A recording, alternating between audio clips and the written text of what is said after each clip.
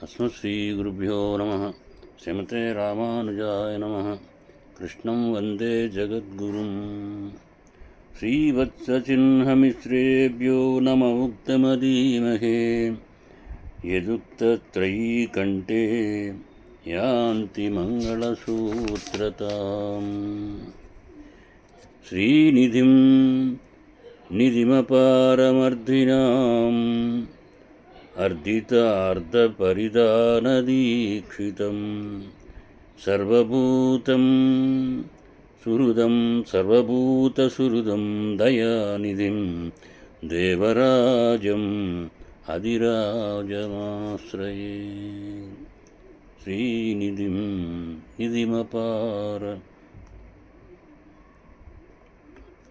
అపారమర్థినాం అంటే శ్రీయపతి సేవకులకు నిధి అయినవాడు, లక్ష్మికి నిధివలే నివాసమైనవాడు, మనలాంటి వాళ్లకు దాసులకు యాచకులకు అపారమైనటువంటి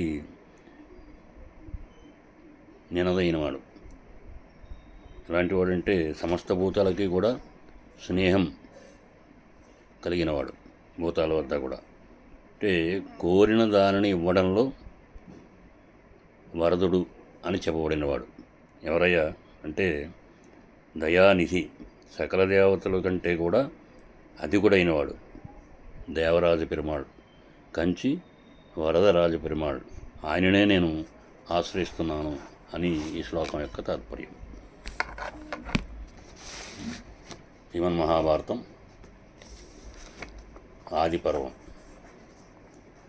నారాయణం నమస్కృత్య నరం చైవ నరోత్తమం దేవీం సరస్వతీం వ్యాసం తతో జయముదీరయేత్ అని. ఎప్పుడైతే ఈ వాసుకి వీళ్ళందరూ కూడా సమాలోచనలు చేస్తారు, చేసిన తర్వాతను ఆ జరత్కారవు అనే ఆయనకి వీళ్ళ సోదరైనటువంటి జరత్కారుని ఇచ్చి పెళ్లి చేయాలి. చేసిన తర్వాత వాళ్ళకి కలిగేటటువంటి వాడే ఆస్తికుడు. ఆయన మన యొక్క శాపాన్ని విముక్తి చేయగలడు అనే బ్రహ్మగారు చెప్పడంతో వీళ్ళందరూ కూడా ఆయన గురించి వెళ్ళడం మొదలుపెట్టారు. అయితే పరీక్షిత్తు ఇది ఏ రకంగా పరీక్షిత్తుకి దీనికి సంబంధం అంటే పరీక్షితోపాఖ్యానము ఎట్లాగా వాళ్ళిద్దరూ వివాహం చేసుకోవడానికి అంటే జగత్కారుడు ఆ జరత్కారుడు వీళ్ళిద్దరికీ వివాహం ఎప్పుడు నిశ్చయించుకోవాలన్నట్లుగా వీళ్ళందరూ కూడా దానికోసం ఎదురు చూడటం జరుగుతుంది.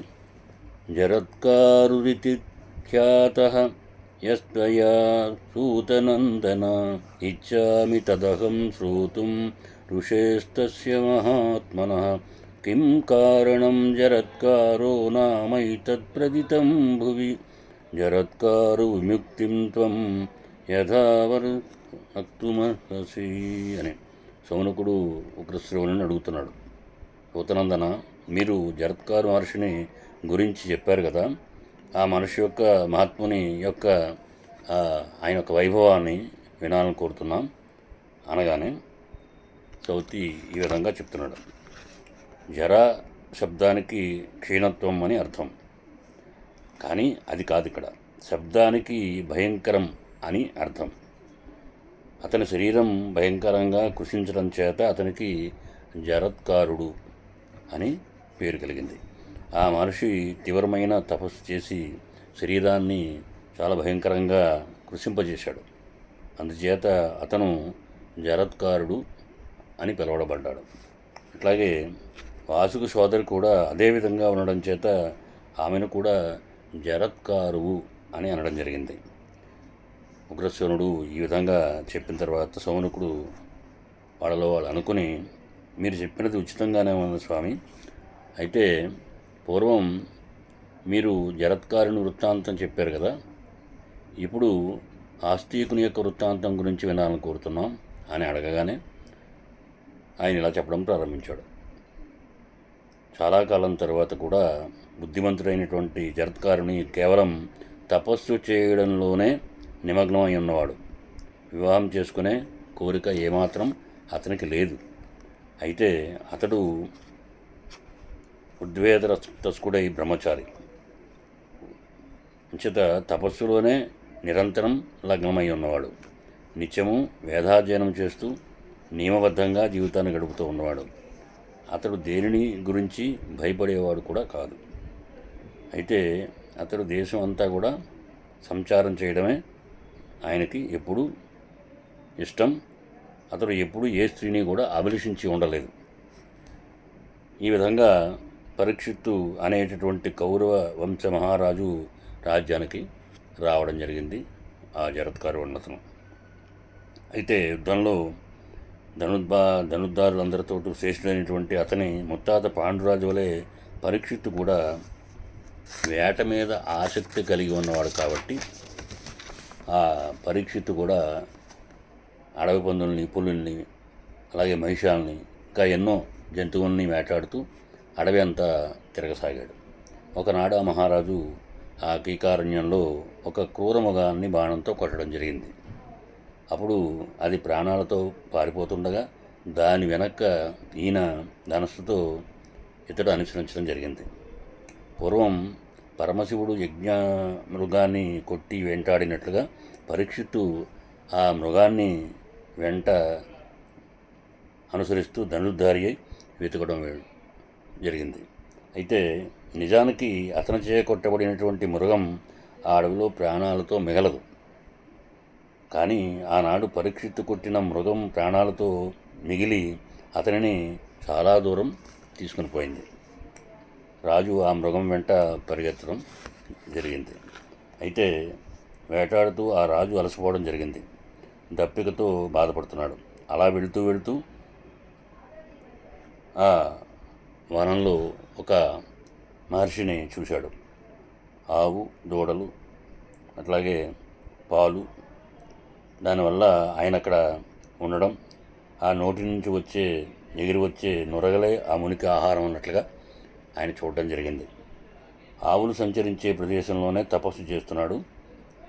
వేగంగా అతని దగ్గరికి ఈ పరీక్షిత్తు వెళ్ళడం జరిగింది. ఆకలి దప్పులతో ఉన్న ఆ రాజు మునిని ప్రశ్నిస్తున్నాడు. బ్రాహ్మణోత్తమ, నేను అభిమన్యుని కుమారుని, పరీక్షిత్తుని. నా పేరు పరీక్షిత్ అంటారు.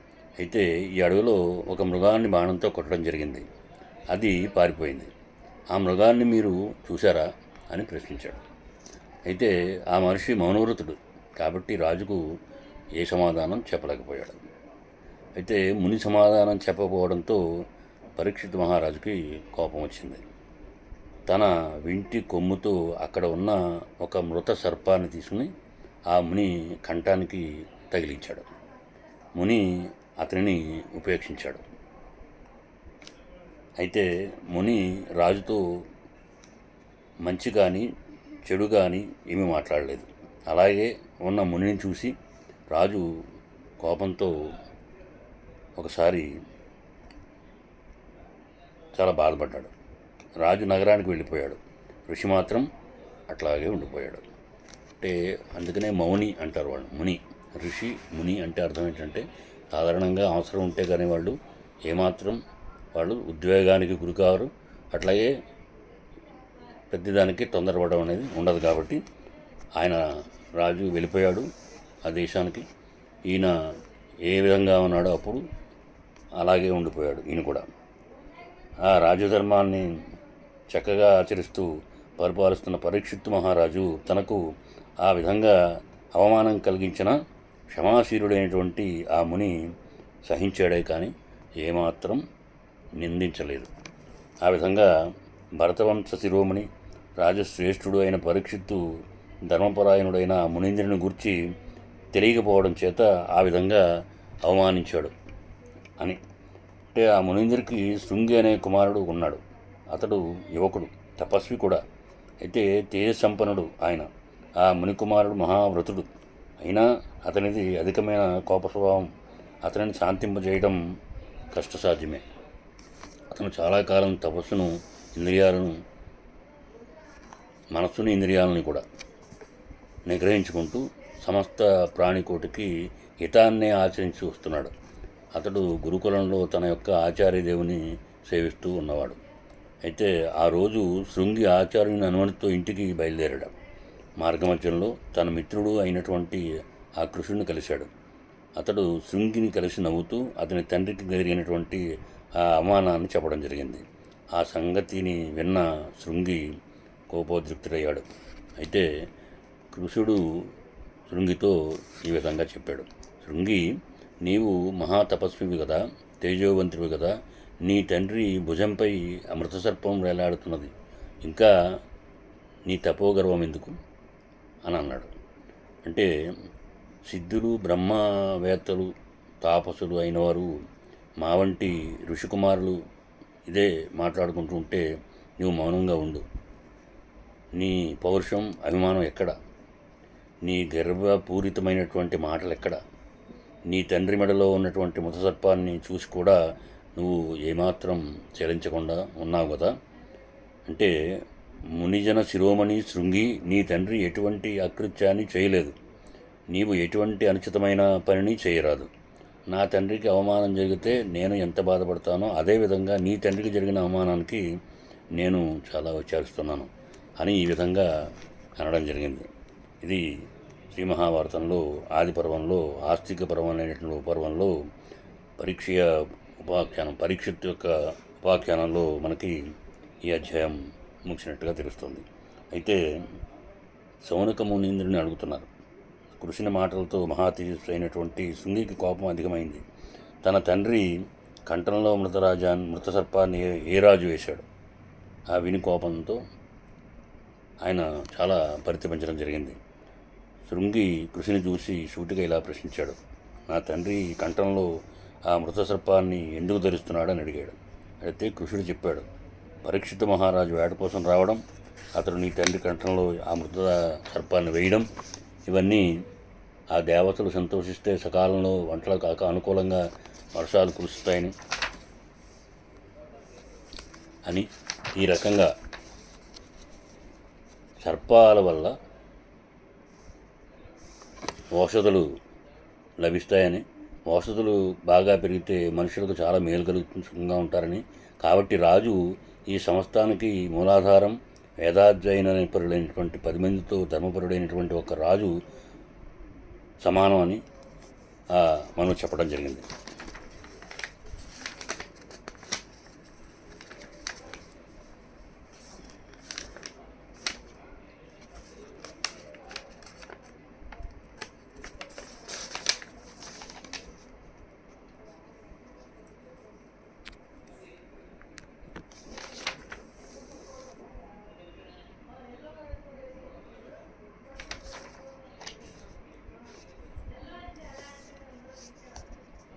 అయితే శృంగి ఆ కృష్ణునితో, ఆ సమయాన్ని జరిగినట్లుగా చెప్పు. నా తండ్రి ఆ దుర్మార్గుడికి ఏ అపరాధం చేశాడు చెప్పు, లేదా నా తపోబలంతో ఎంతటిదో నేను చూపిస్తా, తపోబలం ఎలా ఉంటుందో చూపిస్తా అని చెప్పడం జరిగింది. ఈ విధంగా కృషుడు శృంగితో చెప్పడం జరిగింది. అభిమన్యుని కుమారుడైనటువంటి పరీక్షిత మహారాజు ఒంటరిగా వేట నిమిత్తం ఇక్కడికి రావడం జరిగింది. వేగంగా పరిగెడుతున్న ఆ క్రూరమృగాన్ని బాణంతో కొట్టడం, అయితే ఆ మృగం ఆ విశాలవనంలో ఎటెళ్ళింది తెలియక చూడలేకపోవడం, రాజు ఇంతలో మౌనవ్రతదారైనటువంటి మీ తండ్రిని చూసి ఆ మృగం ఎటు వెళ్ళిందో తెలుసుకోవాలని అడగడం, ఆయన ఏమో సమాధానం చెప్పకపోవడం వల్ల ఇదిగో ఆయన మౌనవ్రతం పాటిస్తున్నాడనే విషయం కూడా ఆయనకు తెలియకుండా తగు సమాధానం చెప్పకపోవడం వలన ఆ రాజు తన వింటి కొనతో అక్కడే చచ్చిపడి ఉన్న సర్పాన్ని మీ తండ్రి యొక్క మెడలో వేయడం జరిగిందయ్యా అని చెప్పడం చేశాడు. అయితే తన తండ్రి మెడలో పరీక్షిత్తు సర్ప శవాన్ని వేశాడని విన్న శృంగికి మిక్కిలి కోపంతో కళ్ళు ఎర్రబడడం జరిగింది. అయితే క్రోధావేశానికి పూర్తిగా లొంగిపోయినటువంటి తేజోవంతుడైనటువంటి ఆ శృంగి నీటిని చేతబట్టి కోపంతో పరీక్షితును శపించడం జరిగింది. శృంగి ఇలా అన్నాడు, మౌనవ్రతధారి ప్రశాంతంగా తపస్సు చేసుకుంటున్న వృద్ధుడైనటువంటి నా తండ్రి మెడలో ఆ మృతసర్పాన్ని వేసిన ఎవరైతే ఉన్నారో వాళ్ళందరినీ విప్రుల్ని కూడా అవమానించినట్లుగా భావించి ఆ కురువంశానికి మచ్చ తెచ్చినటువంటి దురాత్ముడైనటువంటి ఆ పరీక్షిత్తు నా శాపవచనంతో ప్రేరేపబడిన తక్షకుని చేత విషదగ్ధుడై నా 7 రోజుల్లోగా యమపురికి వెళ్ళుగాక అని శపించడం జరిగింది. ఈ విధంగా శపించి కృంగి కోపంతో సర్ప శవాన్ని మోస్తున్న తండ్రి దగ్గరికి వెళ్ళడం జరిగింది. మెడలో పాముతో ఉన్న తండ్రిని చూసి శృంగి మరలా కోపావేశపడయ్యాడు. అయితే శృంగికి కళ్ళ వెంట నీళ్లు గిర్రున తిరిగాయి. తండ్రితో ఇలా అన్నాడు, తండ్రి, మీకు ఆ దురాత్ముడు చేసిన అవమానం చూసారా? ఆ పరీక్షితుని నేను శపించాను. ఆ రాజుకి నా శాపం తగినదే. 7వ రోజున అతనిని తక్షకుడు యమపురికి పంపుతాడు. ఈ మాటలను తండ్రి కోపావిష్టుడై కొడుకుతో ఇలా అనడం జరిగింది. కుమారునితో ఈ విధంగా అన్నట్ట, కుమార, నీవు పరీక్షితునకు శాపం ఇవ్వడం నాకు ఇష్టం కాదు. ఇది తాపసులకు ధర్మం కాదు. మనం అందరం ఆ మహారాజు ఏలుబడిలో ఉంటున్నాం. అతని ద్వారా మనకు రక్షణ కలుగుతున్నది కదా. అందుచేత అటువంటి ధర్మప్రభువునకు శాపం ఇవ్వడం నాకు సంతోషాన్ని కలిగించదయ్యా. ఇది క్షమించదగినదే. ధర్మాన్ని చంపివేస్తే అది మనలను చంపుతుంది. ఆ రాజు మనలను రక్షించకపోతే మనకు ఎంతో కష్టం కలుగుతుంది కదా అని చెప్పడం. అలాగే రాజు లేకపోతే మనం ధర్మాన్ని చక్కగా ఆచరించలేం కదా. ధర్మబద్ధంగా పరిపాలిస్తున్న రాజు ద్వారా మనం సురక్షితంగా ఉండడమే కాకుండా ఇంకా ఎక్కువగా ధర్మాన్ని ఆచరించడం జరుగుతుంది కదా. అందుచేత మనం చేసే పుణ్యక్రమాలు అన్నింటిలోనూ కూడా రాజుకు కూడా భాగం ఉంటుంది ఆయన అని చెప్పడం.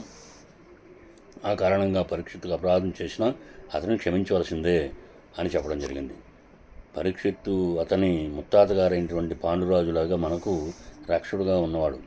ఆయన ఆ విధంగా ఆ ప్రభువుకి కూడా రక్షించబడాలి కదా అని చెప్పడం జరిగింది. దేశంలో రాజు లేకపోతే అనేక దోషాలు కలుగుతాయి. చోరభయం లాంటివి ఉండవచ్చు. అధర్మంగా ప్రవర్తిస్తూ హద్దుమీరి ప్రవర్తించే వాళ్ళని రాజు దండిస్తాడు. కాబట్టి శిక్ష వల్ల భయం కలుగుతుంది. కాబట్టి భయం వల్ల తాత్కాలికమైన శాంతి కలుగుతుంది. కాబట్టి చోరాది భయంతో ఉన్నవాడు ధర్మాన్ని ఏమాత్రం ఆత్మించలేడు. కాబట్టి ఆ ఉద్విగ్నంగా ఉన్న మానవుడు యజ్ఞకర్మలు కానీ శాస్త్రీయ కర్మలు కానీ చేయలేడు కదా. ఆ రాజు ఆ ధర్మాన్ని స్థాపిస్తే ధర్మం నుండి స్వర్గలోకం ప్రాప్తిస్తుంది కదా. రాజరక్షణం వల్లే బ్రాహ్మణులు యజ్ఞాలని సురక్షితంగా చేస్తారు కదా. యజ్ఞాల వలన దేవతలు సంతోషిస్తారు కదా అని ఈ విధంగా ఆ కుమారుడికి ఆ తండ్రి ఆ విధంగా చెప్పడం జరిగింది. మిగిలిన విషయాలు మనం ముందు అనుభవించేసుకున్నాం. శ్రీమన్నారాయణ.